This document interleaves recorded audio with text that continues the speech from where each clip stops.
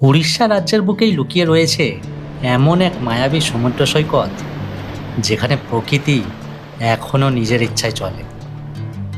নেই কোনো শহরের চেনা ভিড়, নেই গাড়ির হর্নের সেই কান ঝালাপালা করা আওয়াজ। সারাদিন শুধু লাল কাঁকড়াদের লুকোচুরি আর সৈকত জুড়ে ছড়িয়ে থাকা হরেক রকমের ঝিনুকের মেলা। থাকার জন্য আছে হাতে গোনা মাত্র একটা দুটো ক্যাম্প, আর তার ঠিক সামনেই মাথা উঁচু করে দাঁড়িয়ে আছে এক অপরূপ ঝাউবন। দিনের আলোয় এই ঝাউবন যতটা সুন্দর আর শান্ত, রাতের অন্ধকারে কিন্তু ঠিক ততটাই গা ছমছমে আর রহস্যময়। আর সমুদ্রের রূপ, সে তো এক অদ্ভুত মাদকতা। ঢেউগুলোর আছড়ে পড়া দেখে মনে হবে এক্ষুনি নেমে পড়ি এই নীল জলে। আমাদের এই একদিনের পরীক্ষা শিবির ট্যুরটা সত্যিই অসাধারণ কেটেছে। আর সফরসঙ্গী হিসাবে যখন থাকে সাথে মিস্টিক এক্সপ্লোরার্স, তখন যে কোনো যাত্রাই এক অনন্য অভিজ্ঞতা হয়ে ওঠে।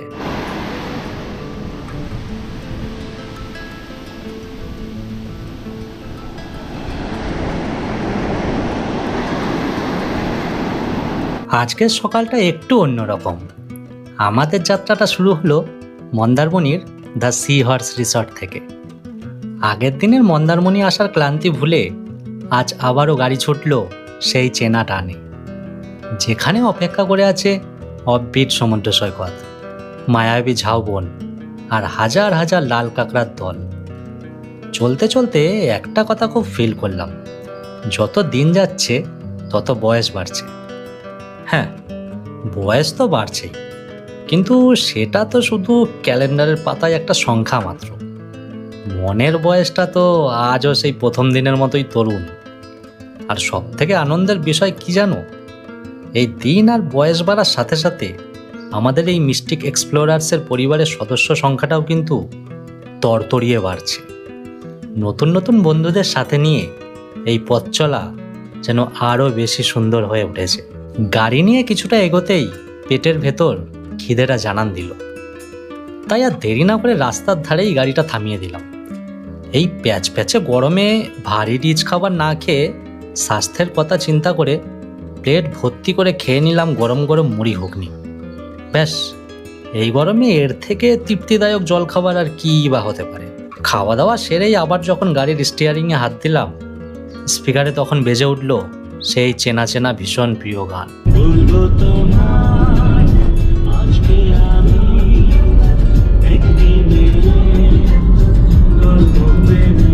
সত্যি বলতে যাত্রাপথে এমন একটা গান শরীরে আর মনে এক নিমেষে এক অদ্ভুত এনার্জি এনে দিল। আমাদের এই মিস্টিক এক্সপ্লোরার্সের কাছে শুধু গন্তব্যে পৌঁছানোটাই আসল লক্ষ্য নয়, গাড়িটা স্টার্ট করার মুহূর্ত থেকে শুরু করে রাস্তার প্রতিটা বাঁক, প্রতিটা মাইলস্টোন, সব কিছুই আমাদের কাছে এক নতুন নতুন গল্প। তাই কোনো তাড়াহুড়ো নেই, চেনা গতির চেয়ে অনেক কম স্পিডেই ধীরে সুস্থে আমরা এই পথের প্রতিটা মুহূর্তের মজা নিতে নিতে এগিয়ে চললাম। গন্তব্য তো দেখা যাবেই, আগে পথটাকে মন ভরে উপভোগ করা যাক। চারপাশে সুন্দর পরিবেশ দেখতে দেখতে অবশেষে আমরা পৌঁছে গেলাম আমাদের আজকের আস্তানা পরীক্ষী সি বিচের এক অপূর্ব ক্যাম্পে পা রাখতেই মনটা ভালো হয়ে গেল। চারপাশটা নানান রকম রঙিন ফুল আর ফলে ভরা গাছে সাজানো, যা পুরো পরিবেশটাতেই একটা দারুণ স্নিগ্ধতা এনে দিয়েছে। আর এই ক্যাম্পের অবস্থানটা যদি বলি, জাস্ট অসাধারণ। ক্যাম্পের গা ঘেঁষেই দাঁড়িয়ে আছে এক মায়াবী ঝাউবন, আর তার ঠিক পরেই গর্জন করছে বিশাল সমুদ্র। রুমে ঢুকে দ্রুত ফ্রেশ হয়ে নিয়ে আর দেরি না করে সোজা বসে পড়লাম লাঞ্চ টেবিলে। জার্নির পর গরম গরম দুপুরের খাওয়ার তৃপ্তিটাই একদমই আলাদা। খাওয়া দাওয়া শেষ করেই শরীরটাকে একটু জিরিয়ে নেওয়ার জন্য কিছুটা সময় রেস্ট নিলাম। কিন্তু মন কি আর চার দেওয়ালের মাঝে আটকে থাকে? আসলে ঘুরতে এসে কি আর ঘরের মধ্যে বন্দি হয়ে থাকা যায়? মনটা বড্ড অস্থির হয়ে উঠেছিল, কখন আবার প্রকৃতির মাঝে নিজেকে সঁপে দেবো। তাই আর সময় নষ্ট না করে গাড়ি নিয়ে আবার বেরিয়ে পড়লাম সেই চেনা সৈকত আর ঝাউবনের উদ্দেশ্যে। বিকালের এই মনকাড়া আলোয় সমুদ্র সৈকতটা দেখে সত্যিই মনটা এক অদ্ভুত শান্তিতে ভরে গেল। যতদূর চোখ যায় কোনো মানুষ নেই, নেই কোনো চেনা কোলাহল। পুরো ফাঁকা সৈকত জুড়ে রাজত্ব করছে হাজার হাজার লাল কাঁকড়া, আর বালির বুকে ছড়িয়ে আছে লাখো ঝিনুক। ওরাও যেন ঠিক আমাদের মতোই নিজের মনের আনন্দে এই অপার প্রকৃতিটাকে উপভোগ করছে। প্রকৃতির এই আদিম আর শান্ত রূপটা দেখে মন থেকে একটাই কথা বারবার আসছিল, মন্দারমণি থেকে এই 120 কিলোমিটার পথ গাড়ি ছুটিয়ে আসাটা সত্যিই সার্থক। আমাদের রোজকার জীবনের কাজের চাপ, একঘেয়েমি আর মাথার ভেতরে জমে থাকা শত টেনশন সব কিছুকেই যেন এক নিমেষেই উধাও করে দিল সমুদ্রের এই হাওয়া আর ঝাউবনের শব্দ। সত্যি কথা বলতে জীবনে ভালো থাকার আসল ওষুধ তো এটাই। আমি তো আমার ভালো লাগার কথা, আমার মনের শান্তিটার কথা তোমাদের সাথে শেয়ার করলাম। এবার চলো একটু জেনে নেওয়া যাক আমাদের মিস্টিক এক্সপ্লোরার্সের বাকি সদস্যদের কেমন লাগছে এই অফবিট স্বর্গরাজ্যে এসে। তাদের কাছে জেনে নেবো কেমন লাগলো। খুব সুন্দর, হঠাৎ করে প্রোগ্রাম করলাম, টাইম তো পাওয়া যায় না দাদা, শহরের মধ্যে বুঝতেই পারছেন টাইমের কত দাম।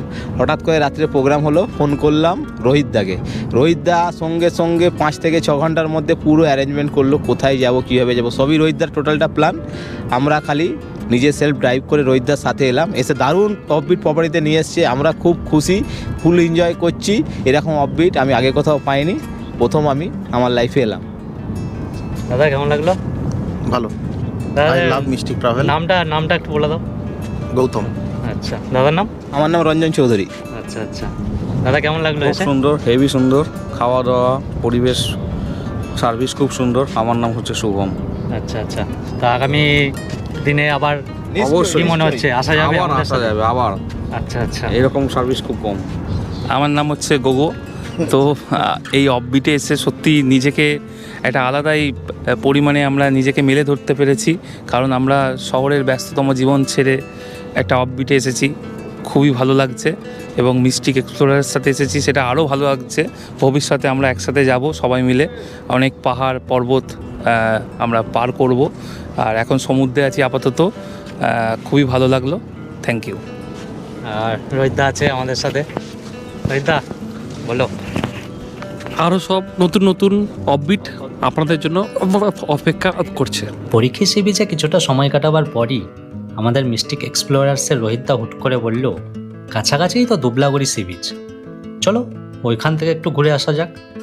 আমরাও এক পায়ে রাজি, কারণ অ্যাডভেঞ্চারের সুযোগ আমরা হাতছাড়া করতে চাই না। কিন্তু সমুদ্রের বালিতে গাড়ি নামানোর পর সেটাকে যখন আবার উপরে ওঠাতে গেলাম, চাকা বসে গিয়ে এক এলাহি কাণ্ড। প্রথম 2বার চেষ্টা করেও গাড়ি ওঠাতে ব্যর্থ হলাম। তবে মিস্টিক এক্সপ্লোরার্স কি সহজে দমে যাওয়ার পাত্র? মনের জোর আর সঠিক টেকনিক কাজে লাগিয়ে 3য়বারের চেষ্টায় আমরা সফল হলাম। গাড়ি আবার ট্র্যাকে ফিরল। উত্তেজনা কাটিয়ে এই সুন্দর রাস্তা দিয়ে কিছুটা এগোতেই হুট করে চোখে পড়ল একটা অত্যন্ত সুন্দর শিব ঠাকুরের মন্দির। মহাদেবের ডাক উপেক্ষা করা যায় না, তাই সবাই গাড়ি থেকে নেমে শান্ত মনে মন্দির দর্শন করলাম, আশীর্বাদ নিলাম। এরপর আমাদের গাড়ি ছুটল দুবলাগড়ি সি বিচের উদ্দেশ্যে। চারপাশের গ্রামীণ আর অফবিট রাস্তার অপরূপ সৌন্দর্য উপভোগ করতে করতেই আমরা যখন দুবলাগড়ির সেই বিখ্যাত ঝাউবনের কাছে এলাম, তখন এক অদ্ভুত দৃশ্য দেখলাম। ঝাউবনের বাইরে আকাশের বুকে তখনও সন্ধ্যা নামেনি, কিন্তু ঝাউবনের ভেতরটা এতটাই ঘন, গাছের আড়ালে মনে হচ্ছিল ইতিমধ্যেই ঝাউবনের মধ্যে রাত নেমে গেছে। এক অদ্ভুত মায়াবী আর গা ছমছমে পরিবেশ সৃষ্টি করেছে। মাত্র 50 টাকা পার্কিং চার্জ দিয়েই গাড়িটা একটা নিরাপদ জায়গায় রাখলাম। তারপরে কয়েক পা হেঁটেই আমরা পৌঁছে গেলাম সেই কাঙ্ক্ষিত এবং অপরূপ সুন্দর সমুদ্র সৈকতে। বিকালে শেষ আলোয় সমুদ্রের রূপটা আরও একবার মন ভরে উপভোগ করলাম। আর কিছুটা কোয়ালিটির সময় কাটালাম এই নির্জন সমুদ্র সৈকতে। তারপর যেই না চারিপাশে অন্ধকার নামতে শুরু করলো, আমরা দেরি না করে গাড়ি নিয়ে আবার রওনা দিলাম আমাদের ক্যাম্পের উদ্দেশ্যে।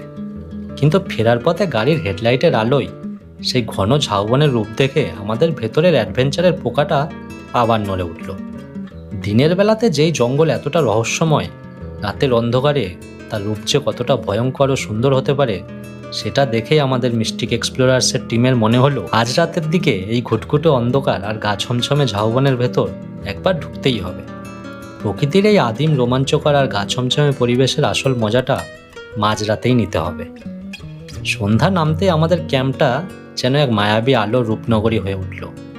চারিপাশের রঙিন আলো আর শান্ত পরিবেশ মিলে এক অদ্ভুত সুন্দর আবহাওয়া তৈরি হলো। সেখানে বসে ধোয়া ওঠা গরম গরম চায়ের কাপে চুমুক দিতে দিতে আমাদের গল্পের আড্ডাটা বেশ জমে গেল কিছুক্ষণ। কিন্তু আসল রোমাঞ্চ তো তখনও বাকি ছিল।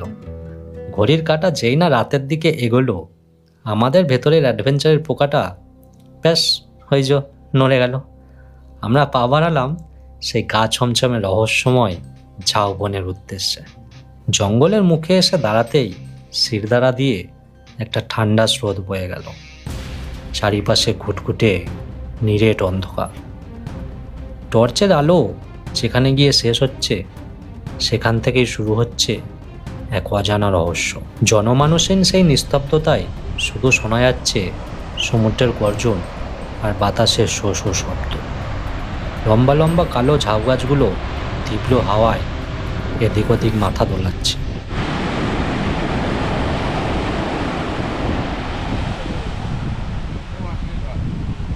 গা ছমছমে ঝাউবনের রোমাঞ্চ কাটিয়ে আমরা যখন সৈকতে এসে দাঁড়ালাম, চোখের সামনে যেন এক স্বর্গীয় দৃশ্য ফুটে উঠল। মাথার উপর রূপলি চাঁদের আলো আর চারিদিকে আদিগন্ত সমুদ্র। সবাই মিলে এই পূর্ণিমার রাতে জনমানবহীন এক নির্জন সৈকতে দাঁড়িয়ে সমুদ্রের গর্জন শোনা আর পায়ের রূপলি জলরাশির ছোঁয়া পাওয়া সত্যিই আমাদের জীবনের অন্যতম একটা স্মরণীয় দিন হয়ে থাকবে। পুরো পরিখী সমুদ্র সৈকতের এই ট্রিপে ঠিক এই বিশেষ মুহূর্তটাই যেন আমাদের পথ চলার সব ক্লান্তি ভুলিয়ে দিল। এই ম্যাজিক্যাল সময়টাই আমাদের কাছে এই পুরো জার্নিটাকে চিরকালের জন্য অমর করে রাখল।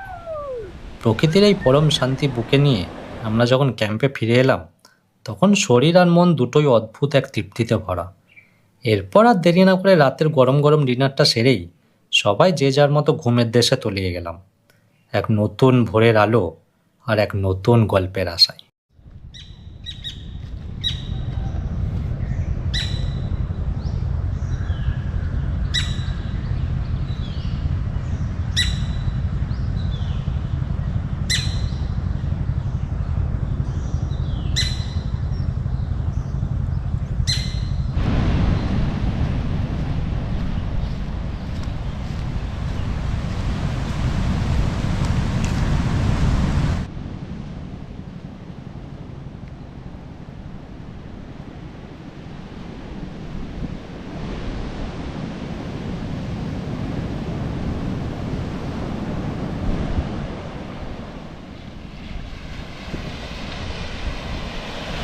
আজ সকালে ঘুম থেকে উঠেও যেন সেই কাল রাতের ঘোরটাই কাটছে না।